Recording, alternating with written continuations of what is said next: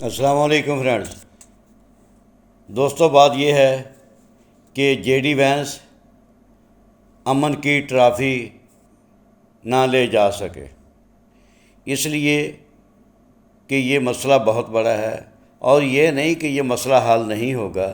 ظاہر ہے اتنا پرانا ڈسپیوٹ چل رہا ہے اور اس لیول کا ہے، تو آہستہ آہستہ انشاءاللہ یہ مسئلہ حل ہو جائے گا اور یقیناً پائیدار امن قائم ہوگا.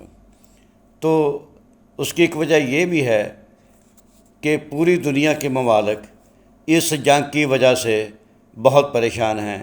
یورپین ممالک کے اندر پیٹرول کی اتنی قلت ہے کہ پٹرول پمپوں پر لائنیں لگی ہوئی ہیں، تین گھنٹے ان کی باری نہیں آتی. اور امریکہ کے اندر اس جنگ کی وجہ سے مہنگائی کا طوفان آیا ہوا ہے. ایوریج امریکی چاہتا ہے کہ جنگ بند ہو، ہر صورت بند ہو. اب ان کو سمجھ آ گئی ہے کہ اسرائیل پچھلے 45 سال سے یہ چاہ رہا تھا کہ امریکیوں کو مشرق وسطیٰ میں پھنسایا جائے. اس میں اسرائیل کسی حد تک کامیاب بھی ہوا ہے، لیکن اب امریکہ کو اور امریکی عوام کو اسرائیل کی جو چالیں ہیں وہ سمجھانا شروع ہو گئی ہیں. تو دوستو، اس کے ساتھ یہ بھی ہے کہ مئی میں امریکی صدر کا چائنا کا دورہ متوقع ہے.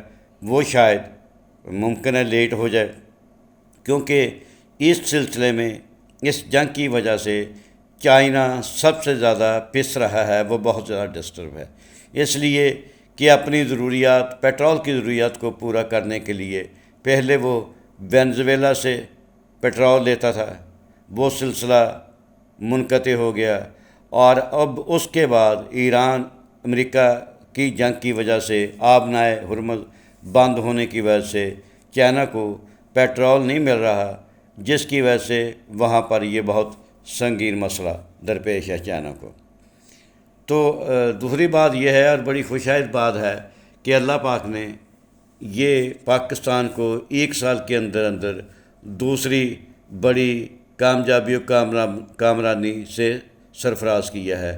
بنیان المرصوص کے بعد اس میں اللہ نے بہت کامیابی دی. اب یہ دیکھیں کہ تہران کو، بیجنگ کو، ریاض کو، واشنگٹن کو ایک میز پہ لا کر بٹھا دیا ہے. یہ پاکستان کے حق میں بہت بڑا کریڈٹ جاتا ہے. اور اس سلسلے میں پاکستان کے وزیر اعظم میاں شہباز شریف صاحب اور فیلڈ مارشل جناب سید آصف منیر صاحب جو ہیں وہ بہت زیادہ مبارکباد کے مستحق ہیں. دوستو، ہماری یہ کاوش پسند آئے تو یہ ویڈیو دوسرے لوگوں تک بھی پہنچائیں، اس کو فالو بھی کریں، اور ہمیں آپ کی اوپینین کا انتظار ہوتا ہے. کمنٹ ضرور دیا کریں. بہت شکریہ. Thank you.